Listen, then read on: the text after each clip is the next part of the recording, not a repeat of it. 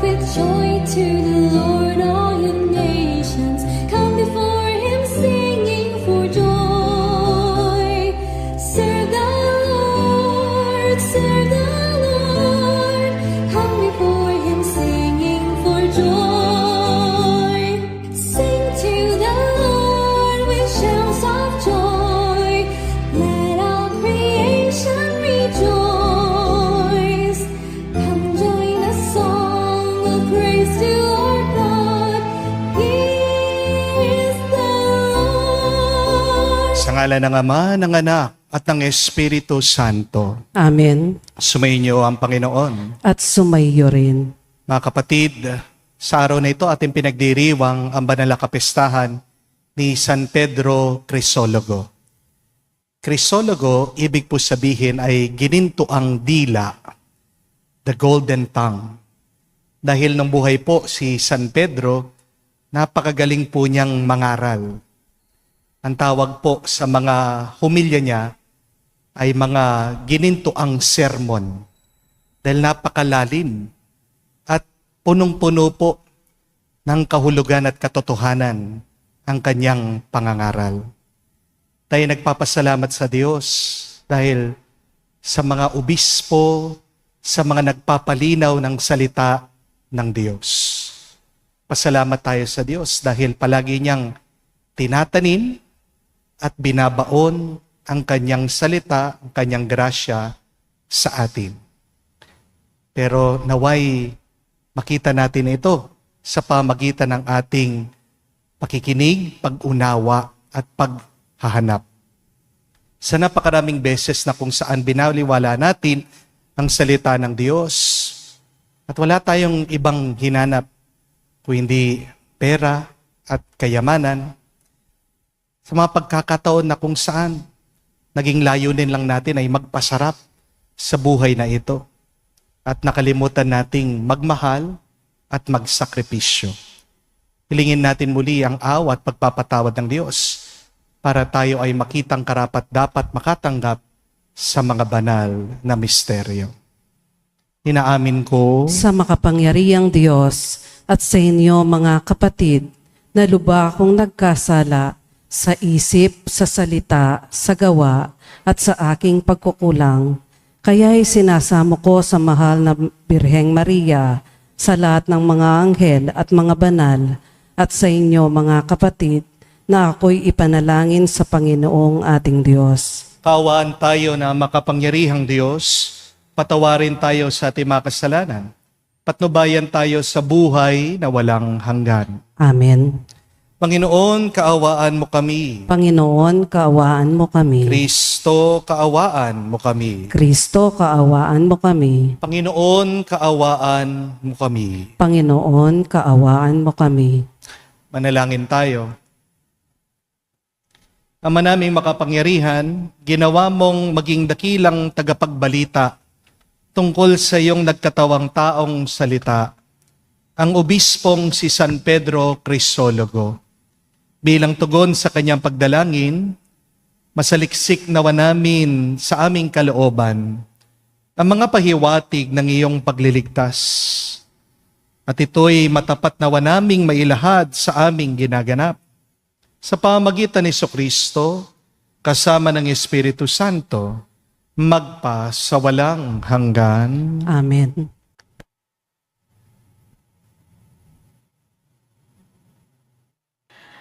Pagbasa mula sa aklat ng Eksodo. Mula sa bundok ng Sinai, bumaba si Moises na dala ang 2 tapyas na batong kinasusulatan ng mga utos. Hindi niya namamalayan na dahil sa pakikipag-usap niya sa Panginoon ay nagniningning pala ang kanyang mukha. Nang makita ito ni Aaron at ng mga Israelita, natakot silang lumapit, kaya tinawag sila ni Moises.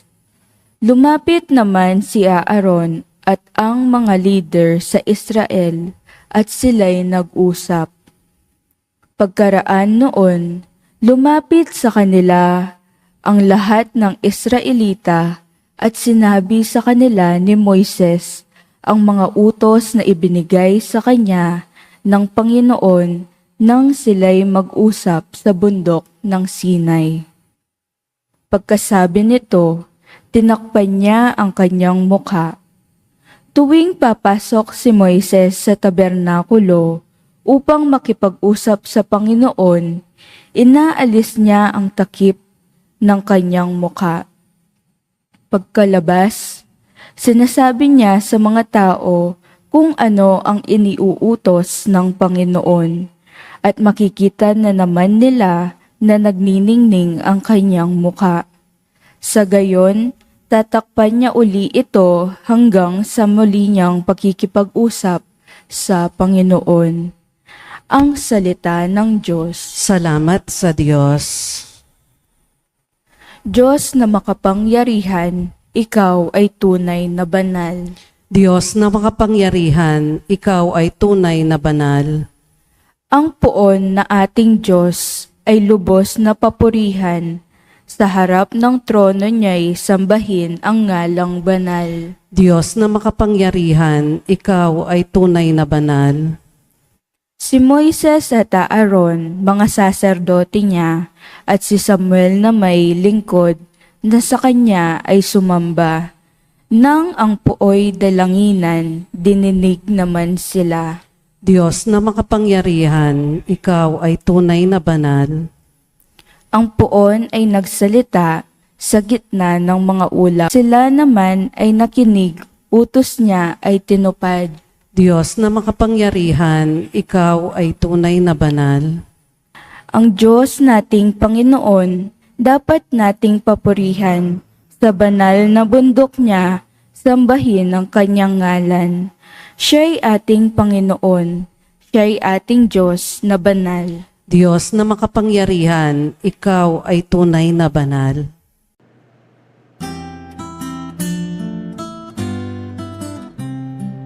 Alleluia, alleluia, alleluia, alleluia,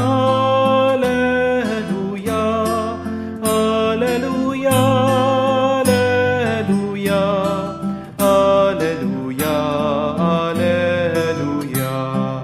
alleluia, alleluia, alleluia, alleluia, alleluia. Aking mga kaibigan, alam na ninyo ang tanan na mula sa Amang Mahal. Aleluya, aleluya. Sumainyo ang Panginoon. At sumayo rin. Ang mabuting balita ng Panginoon ayon kay San Mateo. Papuri sa iyo, Panginoon. Nung panong yun, sinabi ni Jesus sa mga tao, ang paghahari ng Diyos ay katulad ng kayamanang nakabaon sa isang bukid. Nahukay ito ng isang tao at tinabunan uli. Sa laki ng tuwa, siya'y humayo at pinagbili ang lahat ng ari-arian niya at binili ang bukid na iyon. Gayon din naman ang paghahari ng Diyos ay katulad nito. May isang mangangalakal na naghahanap ng mamahaling perlas. Nang makakita ng isang perlas na napakahalaga, siya'y humayo at pinagbili ang lahat ng kanyang ari-arian at binili iyon. Mga kapatid, ang mabuting balita ng ating kaligtasan. Pinupuri ka namin, Panginoong Jesucristo. Magandang araw po muli sa inyong lahat. Paano mo alam na meron ka talagang tunay na kayamanan? How do you know that what you have is a true treasure? Nung bagu-baguhan pa po akong pare at naka-assign po ako dito sa katedral, habang nagmimisa po ako, hindi po namin alam, nilooban kami. Meron pong isang magnanakaw, isang kawatan. Buti na lang po, nakita siya ng isa sa mga sakristan namin, hinabol siya at salamat sa Diyos, siya po ay nahuli. Nung tinignan po namin, binuksan namin yung bag niya, alam niyo po kung ano yung isa sa mga kinuha niya, yung pong cable box. Natawa po kami. Kasi hindi naman aandar yung cable box kung wala kang subscription doon sa cable company. Pero inaakala siguro niya na ito po ay CD player, kaya yun yung dinampot niya. Ang mas nakakatawa po dito, mas marami pa pong mas mahalagang bagay dun sa kumbento kesa dun sa cable box na yon. Nandoon po sa table lang, kalat-kalat lang po, yung mga kalis na mamahalin. Pero hindi niya ito nakita, hindi niya ito pinansin dahil nasa isip niya ang pinakamahalaga ay yung pong cable box. Yung nakuha niya, hindi naman ganon kahalaga. Di ba maraming tao ngayon hindi kayang makakilatis o sumuri sa tunay at mahal na kayamanan. You might think that what you have now is a true treasure. But in reality, it is fake. It is worthless. It is useless. Kaya nga, tandaan niyo po, itong tatlong bagay na ito, para malaman mo kung ang nasa iyo ba ay tunay na kayamanan. Here are 3 signs that what you have is a real, precious, and true treasure. The first one, a true treasure is hidden. Ang sabi po sa Ebanghelyo ng ating Panginoon, ang kayamanan daw ay nakabaon doon sa lupa. Ang mamahaling perlas ay nakahalo doon sa ibang alahas. Ano pong ibig sabihin nito? Na ang tunay na kayamanan ay nakatago. Hindi nakikita talaga agad-agad ng iyong mata. Ang mabuting balita, kahit na nakatago ang tunay na kayamanan, ito ay totoo at kung hahanapin mo, makikita mo. Anong sabi ng Panginoon? Seek and you shall find. Real treasures are hidden and yet they are true. And you will find them if you seek deeper. Bakit sa tingin niyo po, mura lang ang mga niyog? Kasi kahit naman saan, makakakita ka ng niyog. Di po ba? Nung araw, napakamahal po ng sili, di po ba? Mabot po yata ng mga 1,000, 2,000 per kilo. Kaya nga ang biro nun, magkwintas ka na lang ng sili. Pero bakit napakamahal po ng mga bilihin minsan? Kasi there is scarcity. Kakaunti yung iyong nabibili, kaya nagiging mahal. Kapag hindi mo masyadong nakikita, diyan nagkakaroon ng halaga. Pero kung kalat-kalat lang yan, kahit saan makikita mo, minsan mura lang o baka wala pang halaga. Bakit sa tingin niyo po ang ginto at diamante napakamahal? Kasi kailangan mong maghukay bago ka makakuha nito. At hindi naman sa lahat ng lupa, lahat ng lugar ay may makukuhang ginto at diamante. Di po ba? Bakit ang mahal ng langis? Kasi kailangan mo din i-drill ang lupa at hindi naman sa lahat ng lupain ay meron ka ding makikitang krudo o langis. Kung nasa daan lang ang isang bagay, hindi kayamanan yan. Baka nga basura pa yan. Amen? Ang dami po sa atin kung saan-saan naghahanap ng grasya. Pero baka nakalimutan natin, tayo'y inaanyayahan ng Diyos na maghanap ka lang kung nasaan ka. Laliman mo lang ang iyong paghahanap at masusumpungan mo dyan ang kanyang grasya. You may think you need to find a new location in order to find your true treasure. But God is saying to you today, my dear friends, you are where you are supposed to be. And where you are, there is a treasure there. You just need to dig deeper. Ang tanong, nasan ka ba ngayon sa iyong buhay? Maaaring naglalakad ka ngayon sa daan ng iyong depression, disappointments, discouragement, pero baka ang hindi mo alam, kapatid, may nakatagong tunay na kayamanan dyan, gitna ng iyong lungkot at mga problema. Pinapaalala sa atin ng Panginoon, si Jesus, ang kaharian ng Diyos ay hindi palaging obvious. Hindi naman palaging trending, viral, ang grasya ng Panginoon. Pero ito ay nakatago. Ang kanyang pagpapala ay hindi lang nakikita ng iyong mata. Consider your battles in life as your breakthrough. Ang labanan mo maaaring maging labasan ng bendisyon ng Diyos. Kaya kung wala kang nakukuhang kayamanan ngayon, humukay ka pa ng mas malalim. Baka nasa ibabaw ka pa lang. Because remember, all the precious treasures are buried within. But secondly, true treasures are costly. Ang sabi ng kwento ng ating Panginoon sa kanyang talimhaga, Pagkakita daw ng tao dun sa kayamanan na kabaon sa lupa, anong ginawa niya? Binenta daw niya lahat-lahat ng kanyang ari-arian. Lahat-lahat At yung kanyang pera, ginamit niya para bilhin yung lupa kung nasaan nakabaon yung kayamanan. Take note, hindi niya ninakaw yung kayamanan. Mas madali po na kunin na lang niya Di po ba? Pero pinagpalit niya lahat ng kanyang ari-arian para dun sa lupa. Dahil dun sa lupang yun, nandun yung kayamanan. Nung unang panahon po kasi, wala pang bangko. Kaya nga, ang mga tao, kapag meron silang kayamanan, binabaon nila yung kanilang pera, yung kanilang kayamanan, para maging ligtas ito. Pero para masabi mo, tunay na kayamanan ang isang bagay, dapat meron itong katumbas na ibang kayamanan. Kaya nga, napakamahal ng iPhone. Kasi ang katumbas nito, halos isang motor na. Bakit napakamahal ng isang sasakyan? Kasi katumbas na yan ng isang maliit na bahay. Ang malungkot na kwento ngayon, napakarami pong taong namamatay sa gera. Na para bang walang kwenta, walang halaga ang buhay ng tao. Minsan, merong mga tao kaya nilang ipagpalit ang kanilang dignidad para lang sa pera. Pero ang tanong, meron ba talagang katumbas na pera o kayamanan ang buhay at dignidad ng tao? Di ba wala? Isa sa mga pinakamahalagang bagay dito sa mundo ay ang buhay natin, ay ang dangal natin. Di po ba?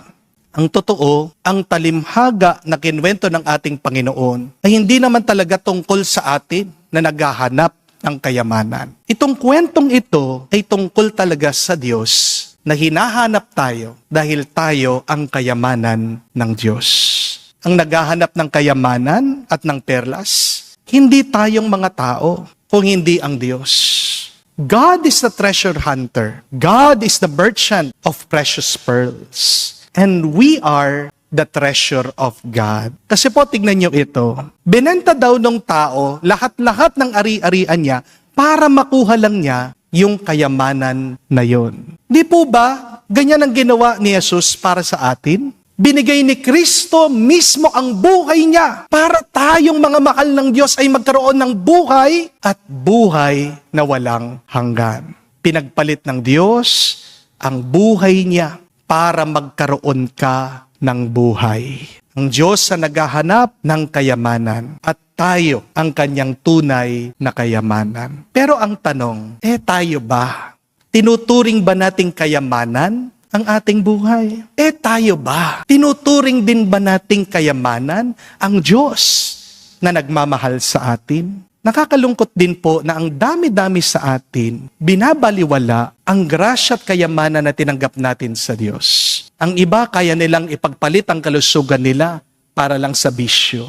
Ang iba kaya nilang ipagpalit ang mga pamilya nila para lang sa mga babae nila o kalaguyo nila. Pinagpapalit mo minsan ang kapayapaan ng iyong kaisipan dahil sa iyong pag-aalala. O palagi mong naiisip ang paninira o chismis ng ibang tao tungkol sa iyo. Mga kapatid, napakahalaga ng iyong buhay dahil ang katumbas niyan ay buhay ng isang Diyos. Pahalagan mo naman sana ang tunay na kayamanan na tinanggap mo galing sa Diyos. But third and last, joy is the sign of a real treasure. Sabi po sa talimhaga ng ating Panginoong Jesucristo, sa galak daw ng tao, binenta niya lahat ng kanyang ari-arian para mabili niya yung lupa kung nasaan ang kayamanan. Kapag hindi nagbibigay ng tuwa at galak ang isang bagay sa iyo, ang isang karanasan, hindi yan tunay na kayamanan. Sumpa yan, parusa yan, pagdurusa yan. Amen? Don't consider something precious and important if it gives you misery and suffering. Prioritize what makes you joyful. Amen? Ulitin ko po yun, prioritize what makes you joyful. Unahin mo ang nagbibigay sa iyo ng galak. Iba po ang tuwa sa galak, ha? Dahil ang tuwa nawawala. Ang galak nananatili. Maiksi lang po ang buhay, mga kapatid. Lalo-lalo lang umiiksi ang buhay mo kapag wala kang galak sa iyong puso. Amen? Kahit na kumita kang limpak-limpak na pera, Kung naman hindi ka masaya, miserable ka, masungit ka, ginagawa kang bugnot ng iyong trabaho, yan bang tunay na kayamanan? Sa totoo lang, ang mayaman na may pera pero malungkot ay mahirap talaga. Remember that. If you are rich in money and yet you do not have any joy, you are actually poor. Kung marami kang utang, pero kapag umuuwi ka naman, kasama mong pamilya mo, nagbibigay yan ng ngiti sa iyong mukha, galak sa iyong puso, kapayapaan sa iyong kaluluwa. Kapatid, daig mo pa ang milyonaryo. Amen? Ang kapatid ko po, kwento niya sa akin, kapag bumibili daw po siya ng damit para sa kanya, palagi siya nagdadalawang isip. Titingnan muna niya yung price tag. Pag nakita niyang napakamahal, di na niya bibilin. Nagtitipid siya. Pero kapag bumibili daw siya ng damit para sa mga anak niya, napakabilis niyang kumuha, bumili. Hindi po niya iniisip ang presyo. Kahit na mangutang siya, okay lang sa kanya. Dahil para po sa kapatid ko, ang tunay na kayamanan niya ay yung kanyang mga anak. Kahit na pagod daw po siya, makita lang niya yung picture ng kanyang mga anak, gumagaan yung kanyang pakiramdam. Kayo mga kapatid, tanong ko, anong nagbibigay sa'yo ng galak? Anong nagpapasabik sa'yo araw-araw? Kahit na wala kang pera, kahit na may sakit ka, kung araw-araw nagigising ka, na masaya, na excited ka, mayaman ka talaga. Amen? Kaya nga, hindi mo masasabi na kayamanan ang alak. Kasi maaaring ang iba sa inyo pinapasaya ng alak. Pero panandalian lang yan. Pagkatapos mong uminom, sasakit na ang ulo mo.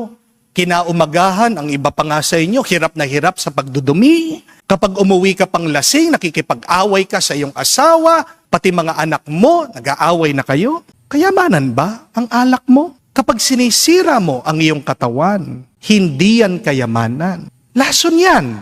Amen? Alam ko din po ang iba sa inyo, ang tingin sa pera ay kayamanan. Opo, kapag may pera ka, mabibili mo ang iyong gusto. Pero ang tanong ko, palagi ka bang pinapasaya ng pera mo? Aminin niyo, di po ba? Pag meron kang pera, kulang pa. Magrereklamo ka. Kapag wala kang pera, nag-aalala ka. Tignan niyo na po, hindi tunay na kayamanan ang pera dahil hindi ka naman talaga palaging pinasaya.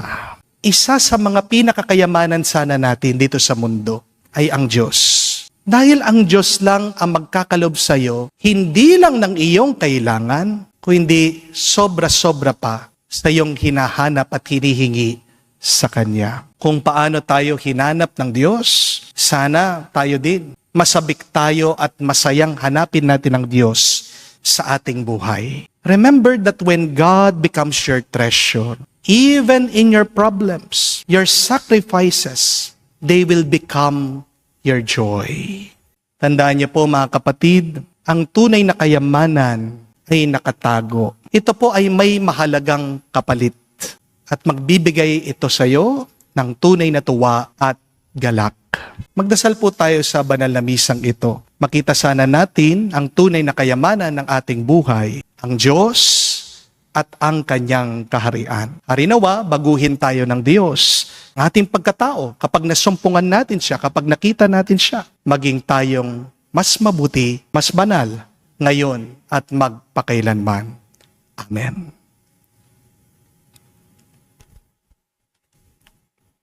Pakinggan natin ang paanyaya ng Diyos na humingi tayo sa Kanya ng mga bagay na tunay na mahalaga.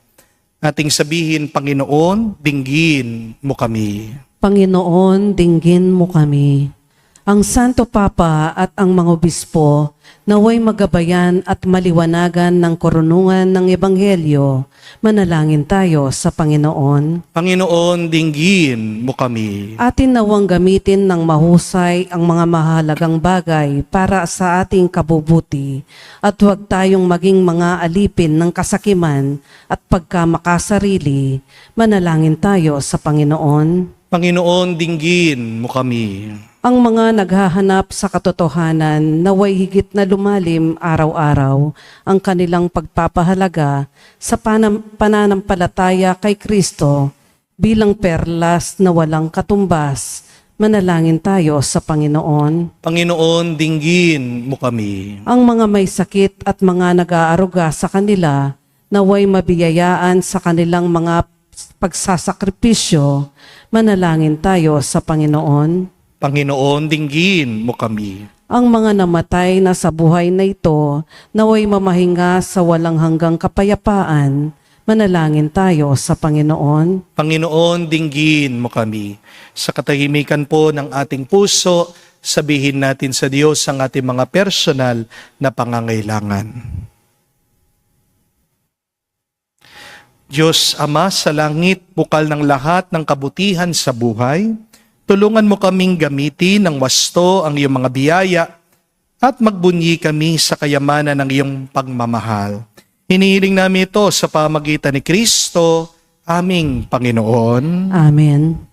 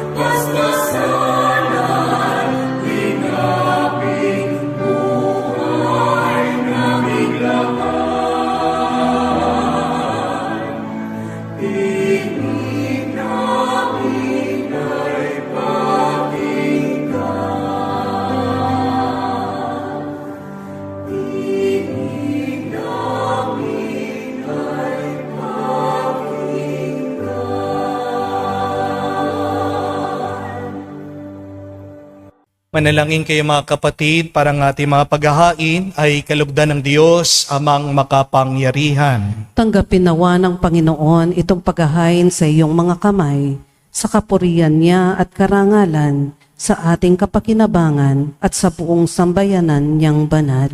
Ama naming lumikha, ang aming paghahain ay iyon nawang paunlakan upang sa paggunita kay San Pedro Crisologo, kami ay makapakinabang sa paghahaing ito na binibigay mo sa pagpapatawad ng mga kasalanan ng buong mundo sa pamagitan ni Jesucristo kasama ng Espiritu Santo, magpa sa walang hanggan. Amen. Sumainyo ang Panginoon. At sumayo rin. Itaas sa Diyos sa inyong mga puso at diwa. Itinaas na namin sa Panginoon. Pasalamatan natin ang Panginoong ating Diyos. Marapat na siya ay pasalamatan. Ama naming makapangyarihan, tunay nga marapat ikaw ang aming pasalamatan. Ikaw ang nagniningning sa piling ng mga banal na kinararangal mo sa kanilang kabutihan. Binibigay mo silang huwaran namin araw-araw at katuwang sa pagsamba sa iyong kamahalan. Sa pamagitan ng anak mong si Jesucristo, kami naliligid ng mga banal na tao. Sila'y mga saksi na ang pananalig sa iyo ay magaganap namin sa ikararangal mo. Kaya kaisa na mga anghel nagsisiawit ng papuri sa iyo, nang walang humpay sa kalangitan. Kami nagbubunyi sa iyong kadakilaan.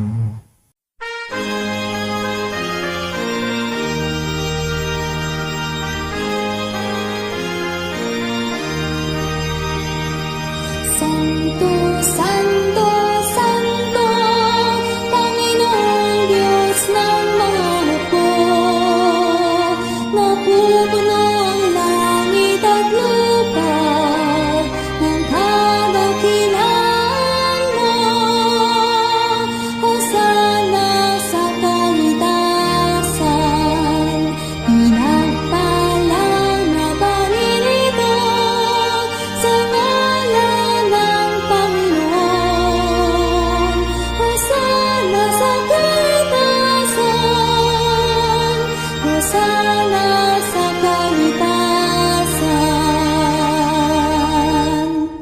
Ama naming banal, ikaw ang bukal ng tanang kabanalan. Kaya't sa pamagitan ng iyong Espiritu, gawin mong banal ang mga kaloob na ito, upang para sa amin, maging katawan at dugo ng aming Panginoong Heso Kristo. Bago niya pinagtiis ang kusang loob na maging handog, hinawakan niyang tinapay, pinasalamatan kanya, pinaghati-hati niya iyon, inabot sa kanya malagad at sinabi, tanggapin ninyong lahat ito at kanin, itong aking katawan, ni hahandog para sa inyo.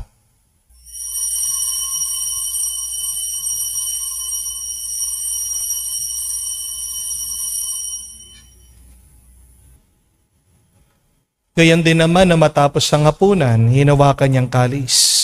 Muli kanyang pinasalamatan. Inabot niya ang kalis sa kanyang malagad at sinabi, tanggapin ninyong lahat ito at inumin. Itong kalis ng aking dugo.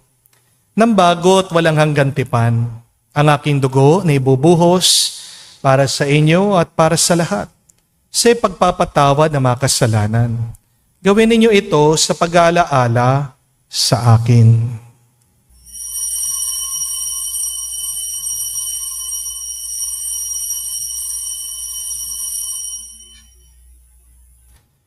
Ang misteryo ng pananampalataya.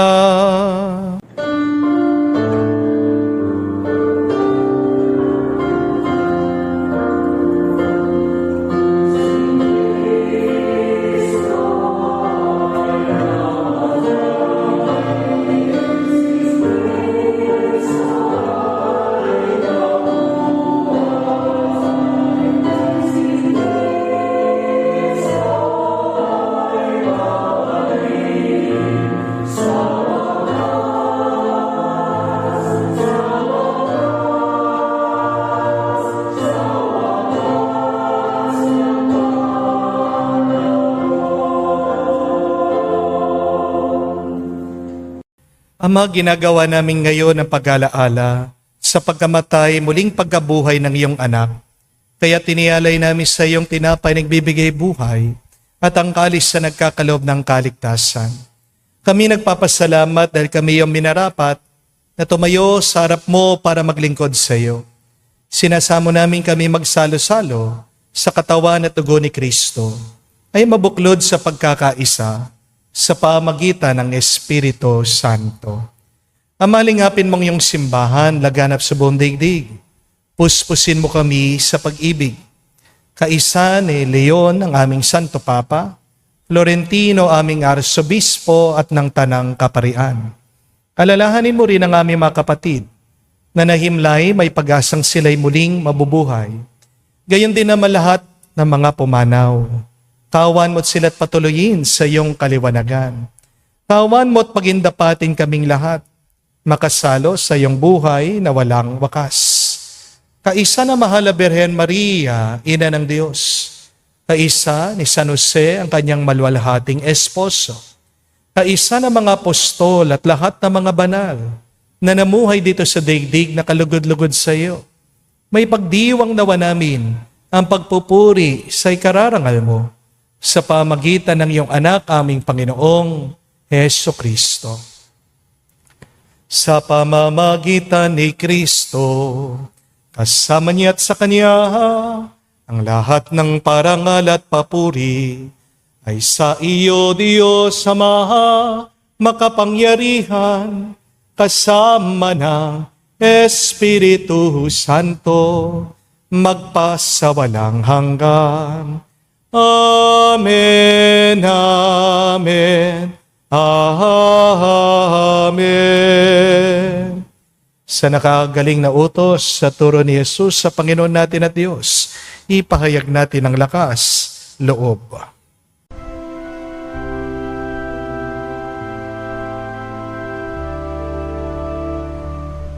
Ama namin, sumasalangit ka, sambahin ang ngalan mo, mapasa amin ang kaharian mo,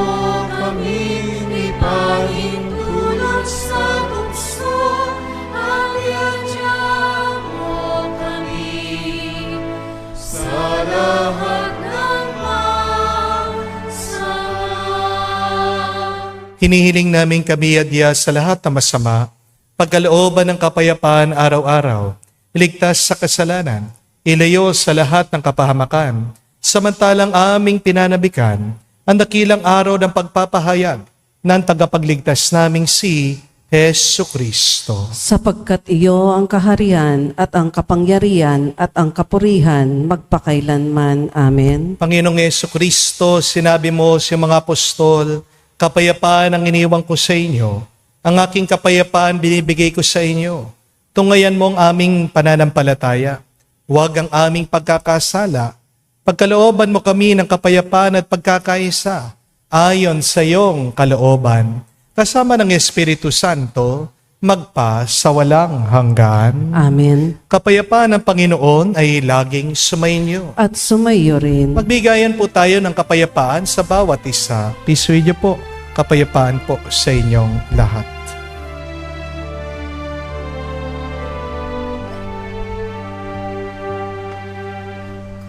Cordero ng Diyos na nag-aalis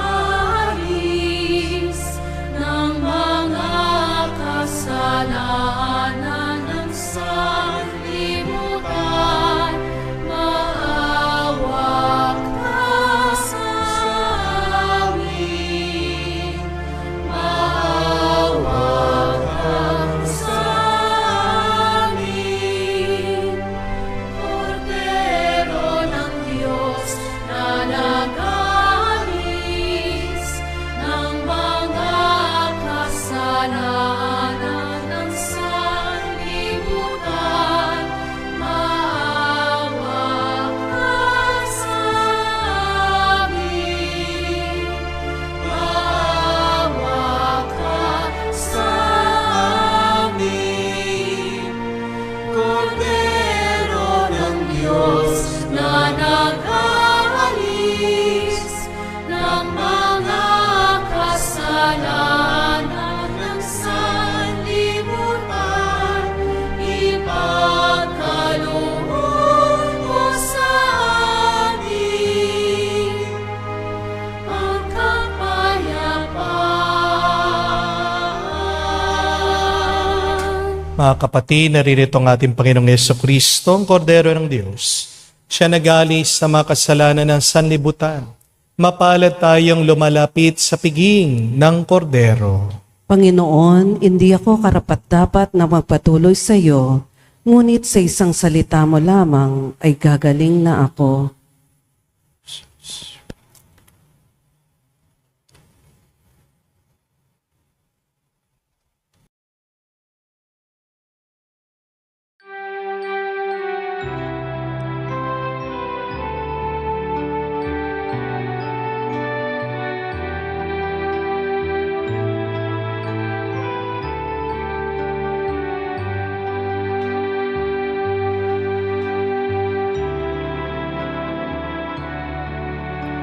Alam mong pagkatao ko, wala akong matatago. Alam mong aking isipan, alam mo ang lahat ng ginagawa ko, O Diyos. Gabayan mo ko, Diyos, sa buhay na ito. Ilapit mo ako sa pagmamahal mo. Dalhin mo ko, Panginoon, sa kalangitan. Buhay kasama mo.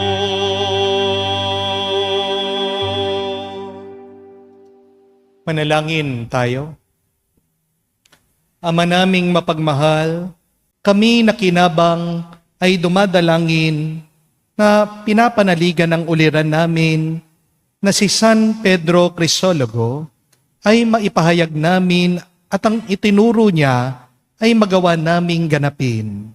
Sa pamagitan ni Jesucristo kasama ng Espiritu Santo, magpasawalang hanggan. Amen.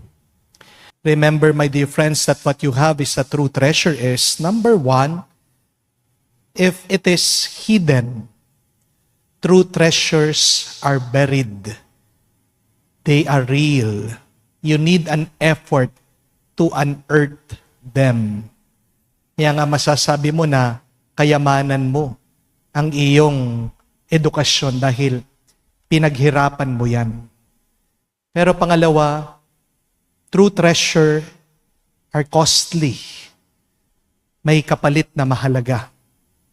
But lastly, true treasures give you joy.